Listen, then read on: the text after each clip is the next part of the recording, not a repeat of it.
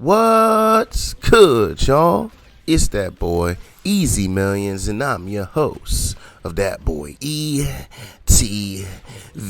You already know, man, we are back on Marvel Rivals, and it's another week, and we got a lot of things that I kind of want to go over, right? So the first one is going to be that of FOMO. If you don't know what FOMO is, it's the fear of missing out, okay?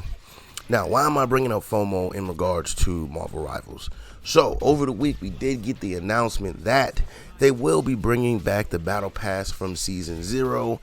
This way, anyone who was not playing during that time frame is able to go in and essentially acquire the skins and all the items that came along with the Season 0 Battle Pass. Right? Now, this is what I mean by FOMO. If in gaming, I feel like if you are a gamer that's with the game from day one or day zero, like Marvel Rivals, if you played Marvel Rivals from the first day that it became open to everybody, and you were there when the Battle Pass, the very first Battle Pass was available, and you have those skins in the Battle Pass, I've always felt like if you weren't there for that, then those skins should be exclusive to the players that were there from the beginning. I do feel like if you're a player who's been supporting the game, playing the game from the beginning, there should be certain things as rewards that you should have that others shouldn't. And I don't think that's a problem. Now, I do feel that there are a lot of players nowadays, and this isn't just in video games, but a lot of people in society in general that have such a fear of FOMO that now we are giving out basically participation trophies just for anyone who wants to be a part of the game. That's how I feel that bringing back the Season 0 Battle Pass in order for, players who weren't around at that time to get the skins, I feel like that's what this is. It's a participation trophy. Here you go. This way you can get things that other players don't have because now you feel some type of way. But in my personal opinion, that's one of the benefits of being a day zero player compared to someone who started playing in Season 2. Like if you didn't start playing Marvel Rivals in Season 2, you shouldn't have access to the Season 0 Battle Pass. If your profile was not active at the time that the Season 0 Battle Pass was available, you should not have access to it. I'm just being honest about it. And even if I didn't have access, I would still feel the same type of way because there's other games that I've been a part of that I came in later on and I see skins in those games that since I was not a part of the game at that time, I was not able to get those. Does it suck? Yes. But I understand it, and since those players were there during that time, they should be rewarded for that. But let me know how y'all feel about that down in them comments, man, because I feel like this is going to be a real big topic as far as do people agree with this or not.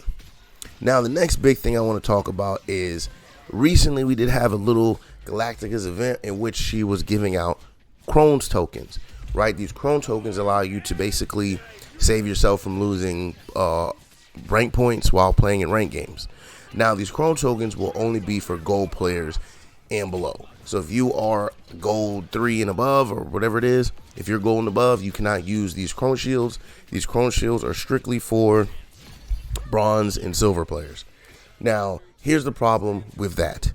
With adding the fact that you get Chrome shields already every 4 games while already in bronze, silver, and I believe gold. I'm not mistaken if it's changed yet because I wasn't in gold very long. So I don't know if gold still has a Chrome shield like it did before. But now that you get the bands at gold, they might actually end the Chrome shield a little bit earlier. But regardless, so the tokens are giving the tokens to people in silver and bronze a good thing. I don't feel that it is because now we're allowing them to have even more of a chance to climb up through ranks that they normally wouldn't. And you're just allowing bad players to have access to tokens to allow them to climb and get into ranks that they necessarily shouldn't be in. Once again, oversaturating ranks, putting people in ranks they don't belong in. This was already a problem we had when they didn't reset the ranks. And now we're going to have this problem for any person that has troubles getting out of bronze or silver, because now you're going to have these tokens that allow you to basically have 8 free games. You can play for a whole damn day, essentially, and not lose any RP if you're in bronze and silver, if you play your cards right. Between winning games, the Chrome Shield the game naturally gives you, and then the 8 tokens that you have. So I don't believe that this is actually going to be a good thing for the lower ranked players, because I just feel like it's going to help them get to ranks they don't really necessarily belong in. And once you do that, you just start ruining the gaming experience for players who are supposed to be in those ranks, because now they got to play with teammates who just really shouldn't be there, man. So again, let me know how y'all feel about this one too, man, down in the comments. Do y'all think that these Chrome tokens are a good thing? Do y'all think it's a bad thing? And do y'all think this is really only just helping lower skill players get their way up into higher ranks, man? Let me know down there, man. And then the last thing I want to talk about is a post I made where the developers have stated that they do want harsher punishment for throwers, right?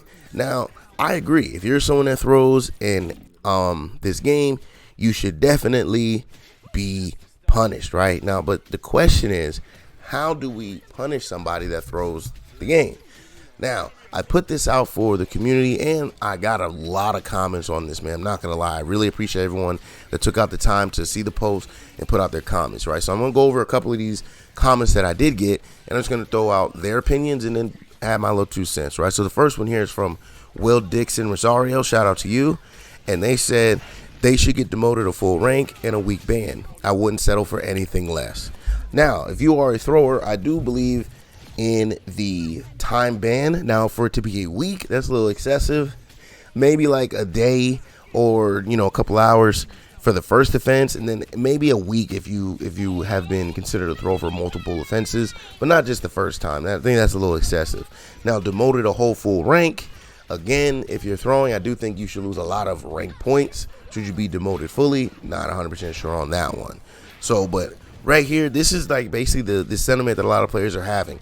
Now, the other problem with this system is how exactly will this system work, right? And this is brought up here in this comment beautifully by Jason Smith. Shout out to you. And he says, how do you definitively distinguish between a thrower and a player having a bad game? Sometimes it's obvious for sure, but not always.